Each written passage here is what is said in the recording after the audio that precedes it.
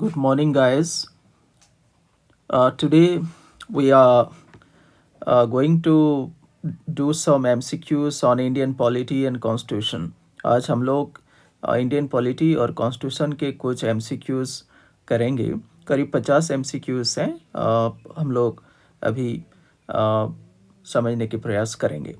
So we'll try to understand some of the important questions on Indian polity and constitution. Let's begin. The first question is on citizenship in India, right?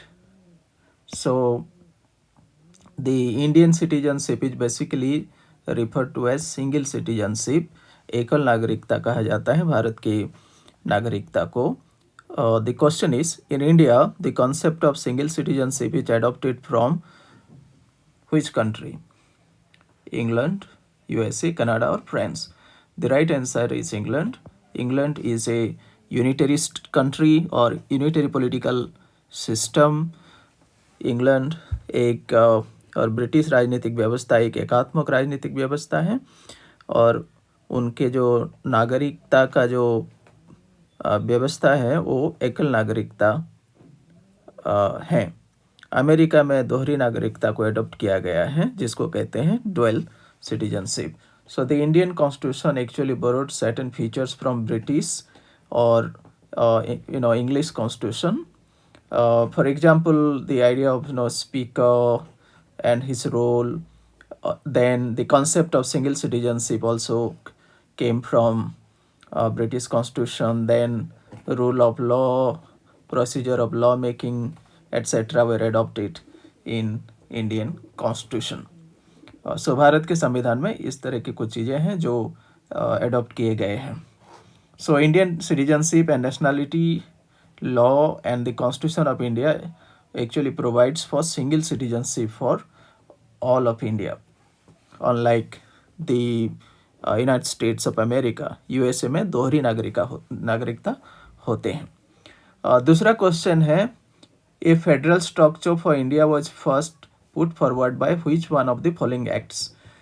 जैसे कि 4 act इसमें बताए गए हैं. Act of 1909, Act of 1935, Act of 1947. So the correct answer is the Act of 1935. And Government of India Act 1935 is a very big document. It was sort of a final constitutional effort by the British Indian government, and it actually provided for having some sort of a federal structure for India. So the right answer is 3, that is the Government of India Act 1935. The third question is on drafting of the Constitution. When the drafting of Indian Constitution actually completed? So it was on 26 November 1949. संविधान का जो drafting का completion कब हुआ था? ये साधारणतः 26 नवंबर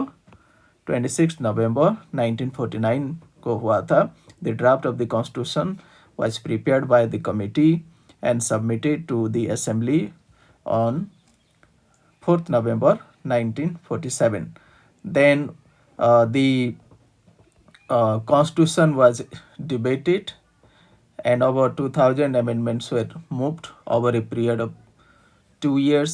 Finally, on 26 November 1949, the process was completed and Constituent Assembly यानी कि संविधान सभा के द्वारा वह एडॉप्ट किया गया था और उसमें करीब 244 यानी कि 284 मेंबर्स साइन डॉक्यूमेंट में साइन किए थे.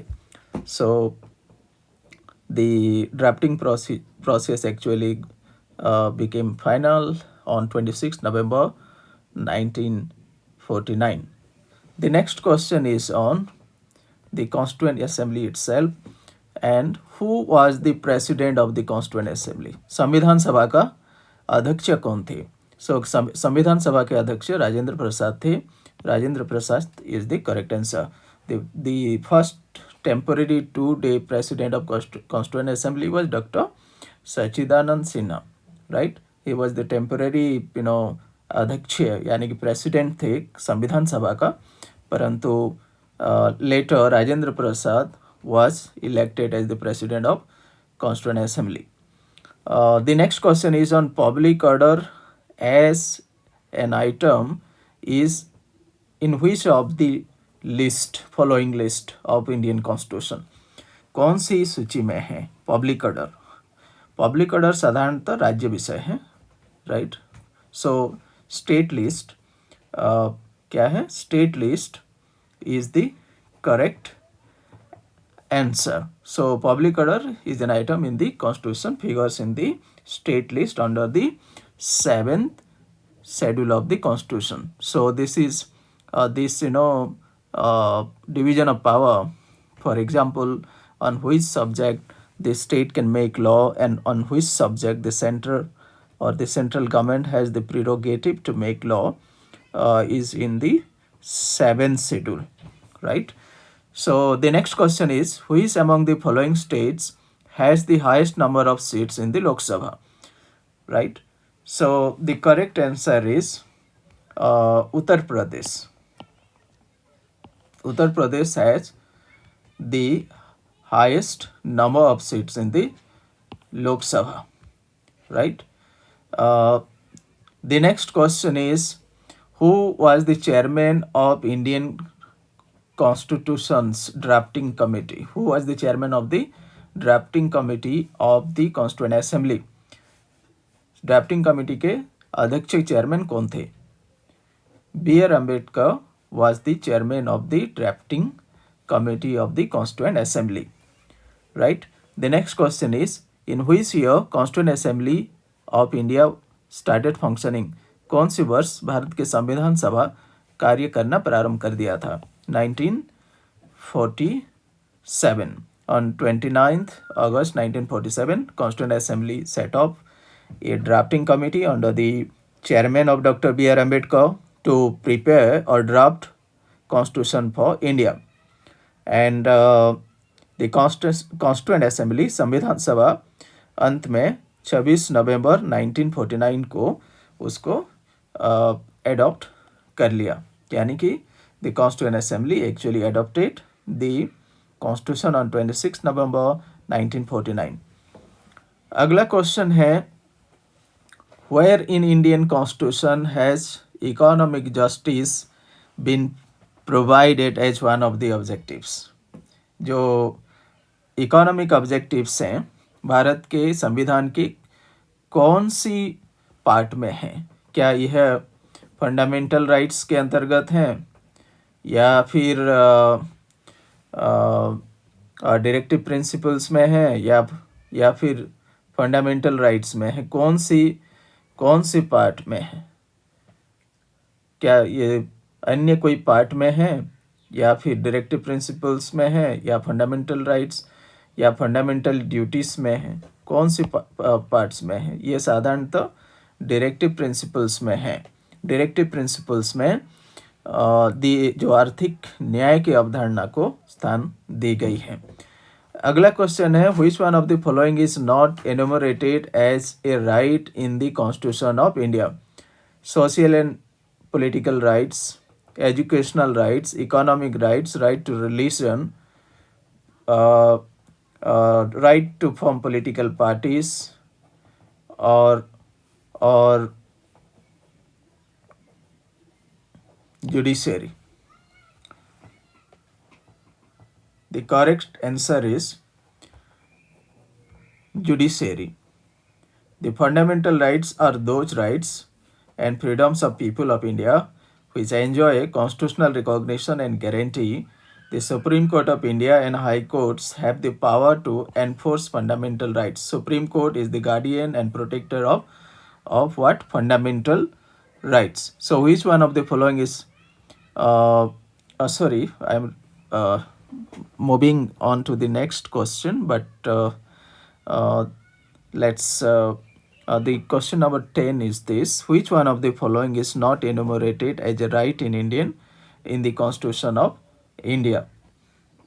The correct answer is economic right. The correct answer is economic rights. Political groups have demanded that the right to work, right to economic assistance,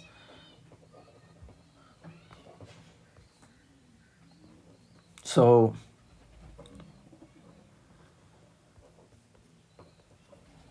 the political groups have demanded that the right to work, right to economic assistance in case of unemployment, old age, or similar rights be enshrined in the constitutional guarantee to address the issue of poverty and economic insecurity. Though these provisions have been enshrined in directive principles of state policy. These are directive principles are mere directives to the government to implement.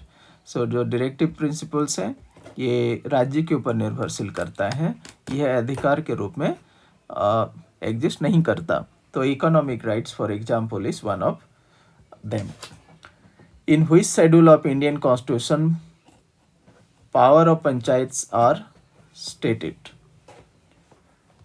It is in 11th schedule of India's Constitution.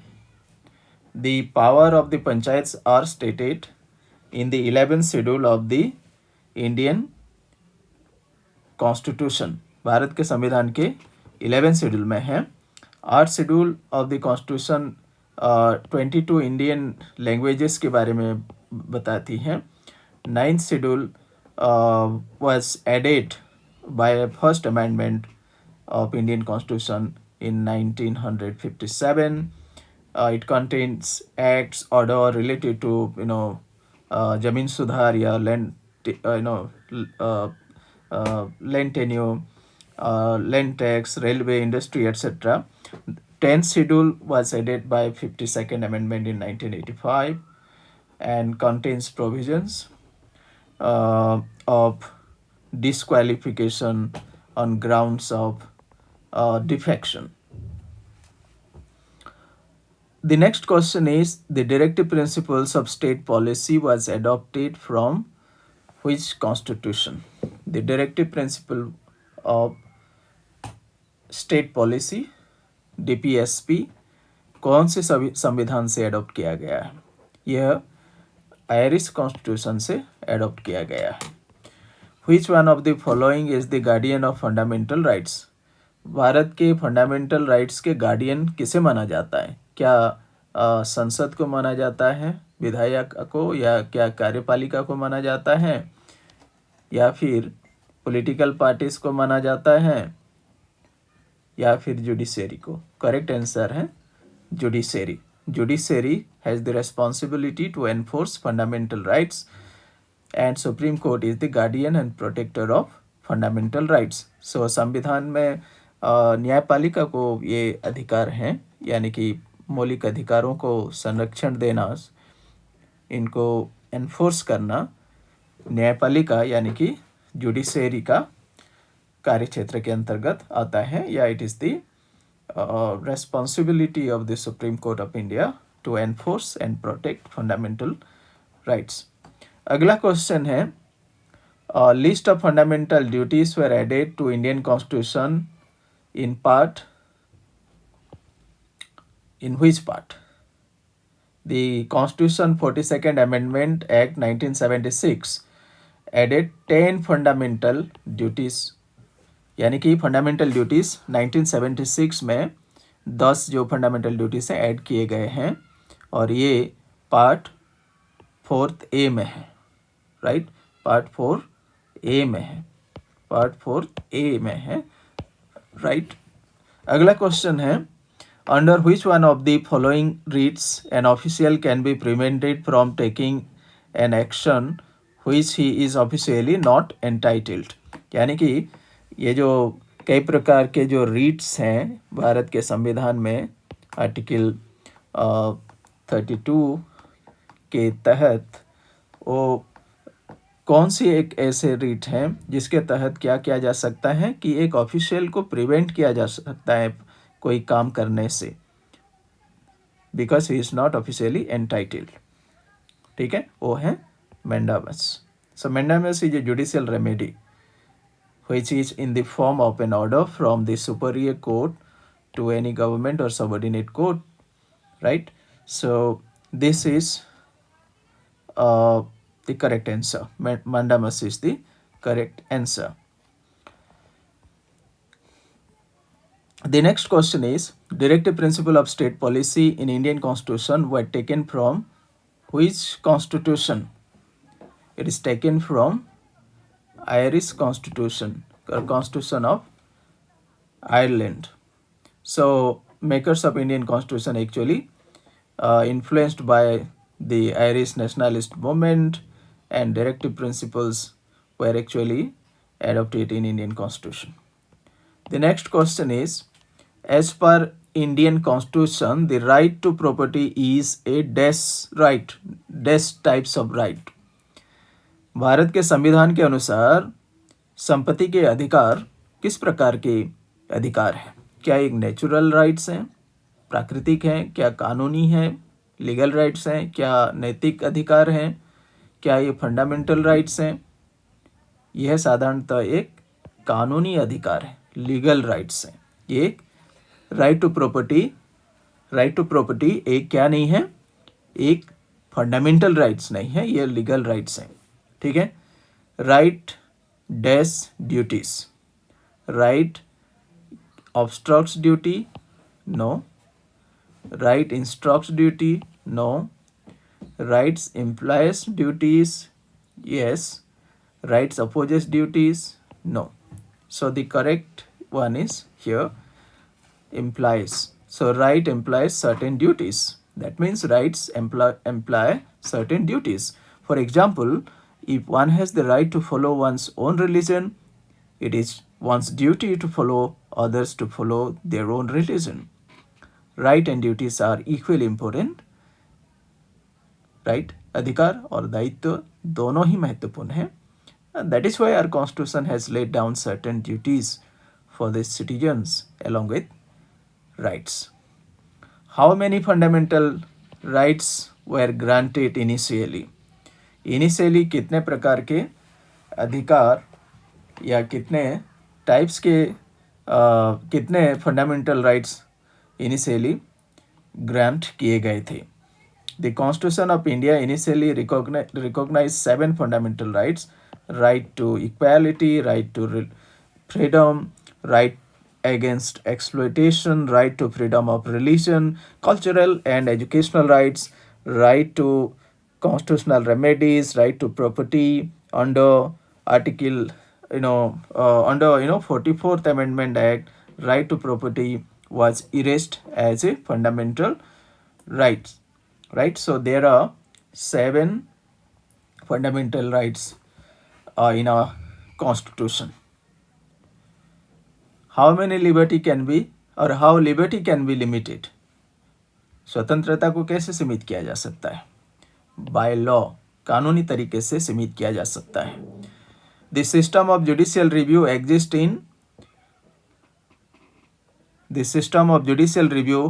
exists in India only? No. UK only? No. USA only? No. It exists in both India and USA. जो judicial review यानी कि न्यायिक पुनरीक्षण का जो व्यवस्था है, ये भारत और अमेरिका दोनों ही विश्व के 2 बड़े लोकतांत्रिक देशों में एग्जिस्ट करता है.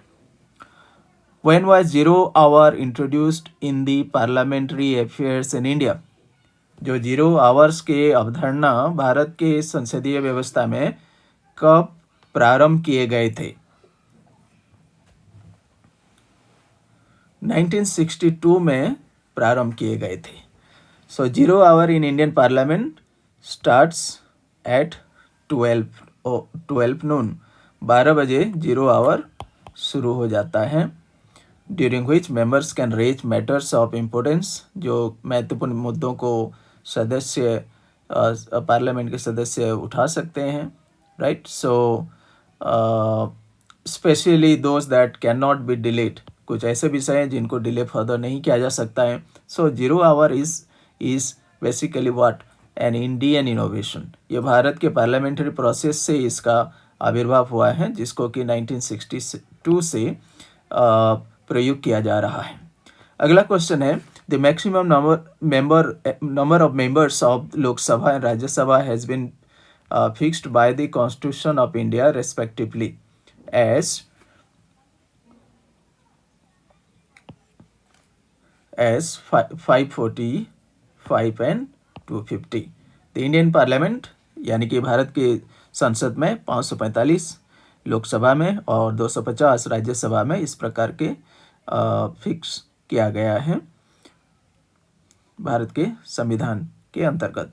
सो the Indian constitution consist of 2 houses. हम जानते हैं कि भारत के जो संसद हैं द्विसदनीय है, लोकसभा है और राज्यसभा है, और राष्ट्रपति को भी संसद के पार्ट माना जाता है। President is also an integral part of Indian parliament. So the Indian constitution provides that the maximum strength of the house of people should be strength of the house should be 552 members, and it has term of 5 years. At present, the strength of the house is 545 members in Lok Sabha. Rajya Sabha can have a maximum of 250 members in all. So election to it are scheduled and the chamber cannot be dissolved. यानी कि राज्यसभा को dissolved नहीं किया जा सकता है, ये permanent house है। लोकसभा का डिजल्व होता है और हर 5 ईयर में पीरियोडिकली चुनाव होते हैं। What is the maximum time interval permissible under 2 successive session of the parliament? 2 क्षेत्र के बीच में कितना गैप होना चाहिए, मैक्सिमम टाइम इंटरवल कितना होना चाहिए? ये मैक्सिमम 6 मंथ का होना चाहिए, उससे ज़्यादा नहीं। अगला क्वेश्चन है, in case of president wishes to resign to whom he is to address his resignational letter। अगर राष्ट्रपति अपने पद से रिजाइन करना चाहते हैं तो वो किसे रेजिग्नेशन लेटर देंगे? He gives the resignation letter to the vice president को। ठीक है, वाइस प्रेसिडेंट को अपने रेजिग्नेशन लेटर देते हैं। Article 56 of the Indian constitution states that first, the president shall hold office for a term of 5 years from the date on which he enters upon his office, provided that the president may, by writing under his hand address to the vice president, resign his office.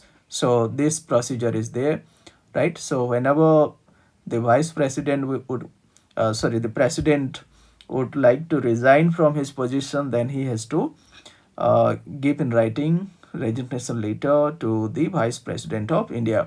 अगला question है, the voting age in India was lowered from 21 years to 18 years through what presidential ordinance, constitutional amendment, executive order और parliamentary legislation। यह साधारणतः constitutional amendment के माध्यम से voting as को 21 साल से 18 साल किया गया था। ठीक है, ये 61st अमेंडमेंट से के माध्यम से किया गया था 1988 में। ठीक है, सो 21 साल से 18 साल किए गए थे। ये संविधान संशोधन के माध्यम से किया गया था। अगला विषय है, Indian constitution has provided the power and functions of the state into dash list। There are how many lists in Indian Constitution? 3 प्रकार के लिस्ट हैं, राइट? एक है स्टेट लिस्ट, राइट? दूसरा है यूनियन लिस्ट और एक है जिसको कहते हैं concurrent list, right? So there are 3 lists in Indian Constitution।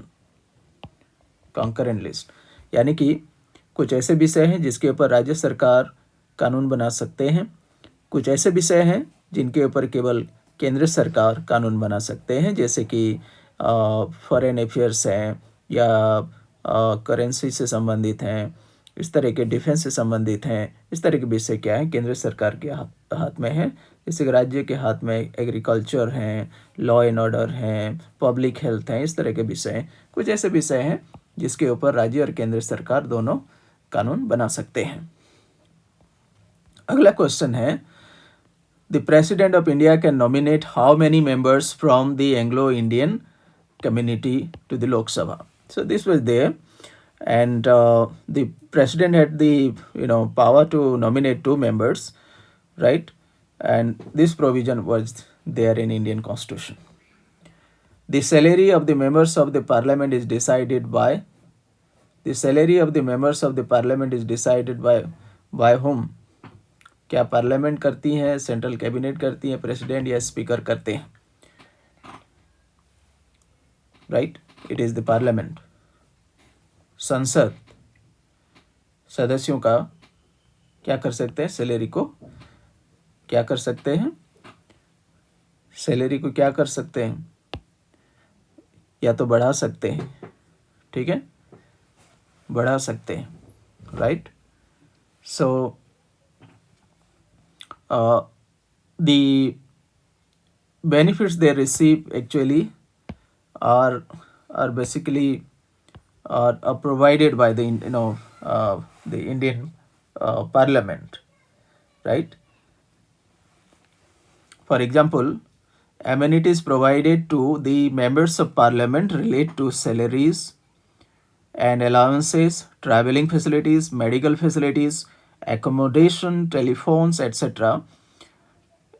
are actually available. These amenities or facilities are available to the members of Indian Parliament, and these are governed by the salary, allowances and pensions or pension of members of Parliament Act 1954, and the rule is rules made under thereunder, right, under this act. ये अधिनियम के तहत 1954 के अधिनियम के तहत, जैसे कि मैं कहा, salary, pension, salary, allowance, pension, member of parliament act 1954 के तहत ये फिक्स किए जाते हैं, उनके वेतन वगैरह जो भी होते हैं, ठीक है। अगला क्वेश्चन है, who held the office of vice president of India two full terms? Sarvepalli Radhakrishnan actually 2 बार फुल टर्म वाइस प्रेसिडेंट के पद को संभाला था। अगला क्वेश्चन है, which of the following amendments to the constitution of India has prescribed that council of ministers shall not exceed 15% of total members of the House of People or Legislative Assembly? तो ये कौन सी अधिनियम के तहत ये fix किया गया है कि भारत के जो विधानसभा हो या जो भी अपने पार्लियामेंट या लोकसभा हो, ठीक है, उसके 15% से ज़्यादा लोग क्या नहीं बन सकते हैं, काउंसिल ऑफ मिनिस्टर्स नहीं बन सकते हैं, यानी कि मंत्री नहीं बन सकते हैं, 15% से ज़्यादा नहीं होना चाहिए। ये कौन सा संविधान संशोधन के तहत किया गया था? ये 91st कॉन्स्टिट्यूशनल अमेंडमेंट के तहत किया गया था, that the council of ministers shall not exceed 15% of the total members of the house of people और लेजिस्लेटिव असेंबली। लोकसभा के 15% से एक्सीड नहीं कर सकते काउंसिल ऑफ मिनिस्टर्स, या विधानसभाओं में भी सेम रूल लागू होता है। ये 91st अमेंडमेंट के तहत किए गए हैं। अगला क्वेश्चन है, which of the following amendment act was Sikkim admitted into Indian union? तो सिक्किम राज्य है, उसको कैसे भारत के कौन सी अमेंडमेंट के तहत या कौन सी संविधान संशोधन के तहत या अमेंडमेंट एक्ट के तहत, अधिनियम के तहत भारत के पार्ट बनाया गया था या एडमिटेड इनटू इंडियन यूनियन? ये 36th अमेंडमेंट के तहत किया गया था। अगला क्वेश्चन है, which of the following articles of the constitution of India deals with the special provision with respect to state of Assam? State of Assam के लिए कोई स्पेशल प्रोविजन किया गया है, कौन से ऐसे आर्टिकल हैं? ये है article 371B deals with special provision with respect to state of Assam. The main objective of inserting Article 371B was to facilitate the creation of sub-state Meghalaya. Article 371C actually deals with the special provision with respect to Manipur, which became a state in 1972, right? So the correct answer is 76th Amendment in case of Sikkim, and special provision with regard to or with respect to state of Assam is Article 371B. अगला question है, ये parliament appoints a committee for a specific purpose, it is known as what? अगर संसद के द्वारा कोई समिति बनाया जाता है किसी कारण से, तो उसका क्या नाम होते हैं या कैसे पहचाना जाते हैं? क्या उसको जॉइंट कमेटी कहते हैं? क्या इसको परमानेंट कमेटी कहते हैं? क्या इसको स्टैंडिंग कमेटी कहते हैं? क्या इसको एडहॉक कमेटी कहते हैं? इसको एडहॉक कमेटी कहा जाता है. Standing committees are basically powerful committees and in a sense permanent type of committees, but ad hoc committees are temporary committees. So ad hoc committee is appointed for a specific purpose. Standing committees are elected and appointed every year or periodically, and their work goes on more or less on continuous basis, right? So ad hoc committees किसी purpose के लिए बनाया जाता है. स्थायी committee जिसको कह रहे हैं स्टैंडिंग कमिटीज, वो रेगुलरली काम करते रहते हैं, राइट? अगला विषय है, अगला सवाल है, in which of the following list the subject planning is planning figure? Planning ये कॉन्करेंट लिस्ट में आते हैं. ये विषय प्लानिंग कौन सी लिस्ट में है? ये कॉन्करेंट लिस्ट में है. Planning has been included in the concurrent list. अगला क्वेश्चन है, if president of India wants to resign, he has to address the letter resignation to whom? To the vice president. We have already discussed. Who acts as the channel of communication between president and council of ministers? council of minister और president के बीच के जो channel कौन बनते हैं या दूरी यानी कि कम्युनिकेटर कौन बनते हैं? यह है prime minister becomes the channel between और the bridge between the council of minister and the president. अगला क्वेश्चन है, the terms of member of Rajya Sabha is how many years? 6 year के होते हैं. लोकसभा के 5 ईयर्स के होते हैं. Who among the following was the first minister of finance और finance minister in independent India? R.K. Shanmugam Chetty was the first finance minister of India. Who presides over the sitting of the House of People?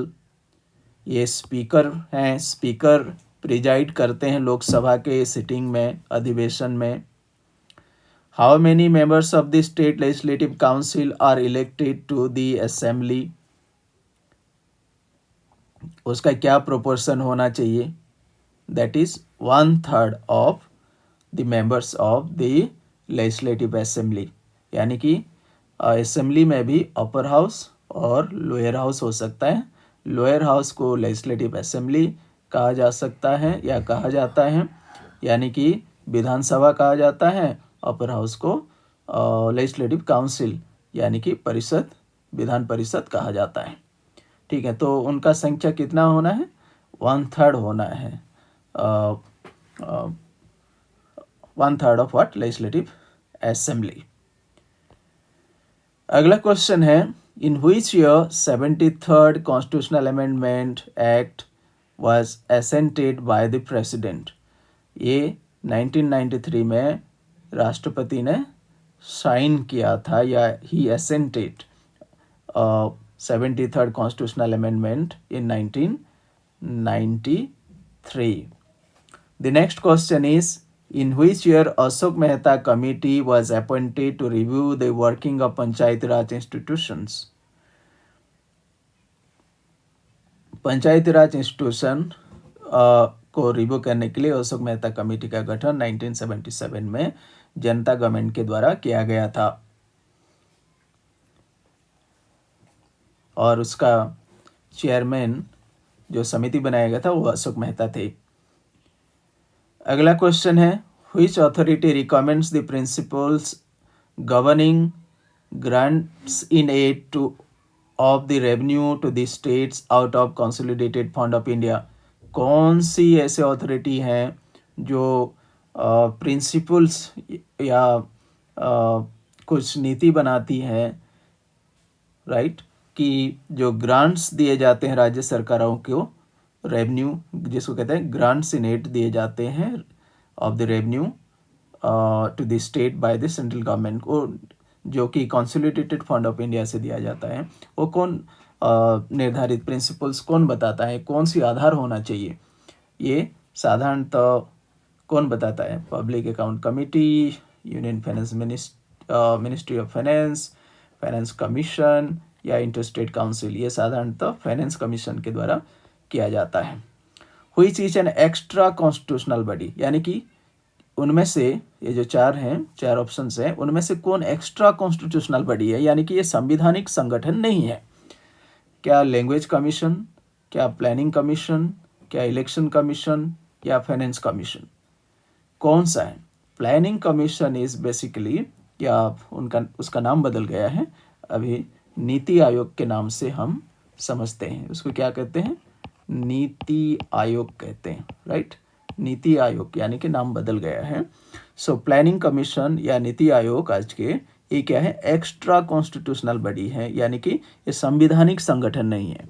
ये केवल ये जो कार्यपालिका के निर्देश के तहत बनाए गए हैं, ठीक है। So language commission is basically constitutional body हो सकते हैं, जैसे माइनॉरिटी लैंग्वेजेस, ये वो सारी चीज़ें कॉन्स्टिट्यूशन के अंतर्गत हैं। प्लानिंग कमीशन नहीं है। इलेक्शन कमीशन आप जानते हैं कि ये संवैधानिक है। वित्त आयोग आप जानते हैं कि ये भी एक क्या है? संवैधानिक संगठन है। अगला सवाल है, which commission made the recommendation which form the basis of Punjab reorganisation act which created state of Punjab and Haryana? कौन सी कमीशन बनाया गया था जिसके तहत राज्यों का पुनर्गठन होकर हरियाणा और पंजाब राज्य बनाया गया था? सो पंजाब रीऑर्गेनाइजेशन एक्ट का कौन सी कमीशन ने रिकमेंड किया था? शाह कमीशन ने किया था, राइट, शाह कमीशन ने किया था।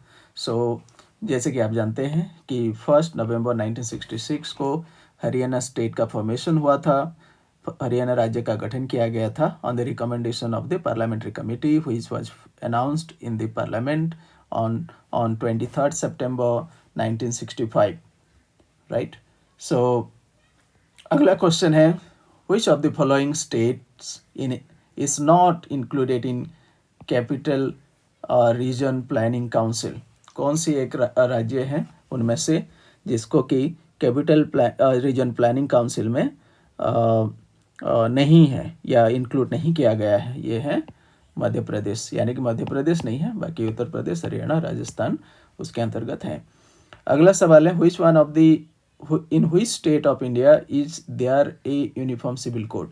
भारत के कौन से राज्य में जहाँ पर कि यूनिफॉर्म सिविल कोड है? कौन सा ऐसे राज्य है? जो कि गोवा है। गोवा में यूनिफॉर्म सिविल कोड है। अगला सवाल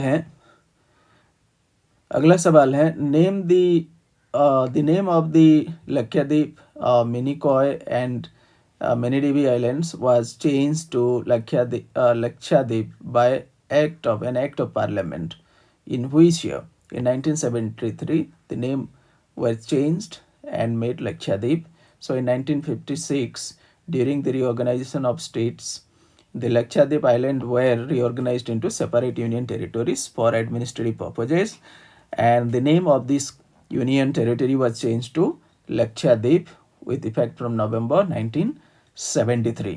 अगला सवाल है, the committee appointed in 1977 to review working of Panchayati Raj was chaired by whom? Ashok Mehta chaired the committee. In December 1977, Janata government appointed committee on Panchayati Raj institutions under Ashok Mehta's chairmanship, right? And the next question is, the Balbant Rai Mehta committee was associated with what? Balwant Rai जो Mehta committee था ये किससे संबंधित था? क्या औद्योगिक नीति से संबंधित था? क्या बैंकिंग रिफॉर्म्स या बैंक सुधार से संबंधित था? क्या पंचायती राज से संबंधित था? क्या सेंटर स्टेट रिलेशन से संबंधित था? जो बलवंत राय मेहता कमेटी था ये साधारणतः पंचायती राज से संबंधित था. Balwant Rai Mehta committee was a committee, Balwant Rai Mehta committee was a committee appointed by the Government of India in January 1957 to examine the working of the Community Development Program in 1952. And it was an experiment. पंचायती राज को थोड़ा आगे बढ़ाने के पहला कदम था एक तरह से, ठीक है. So national extension service to suggest measure for better working, यानी कि लोकल लेवल में लोगों के सहभागिता को बढ़ावा देना और सुशासन को बढ़ावा देना, इस तरह के तथ्यों के ऊपर इसमें बल दी गई थी. और ये पहला इनिशिएटिव है नेहरू गवर्नमेंट के द्वारा पंचायती राज को फॉर्मली रिकॉग्नाइज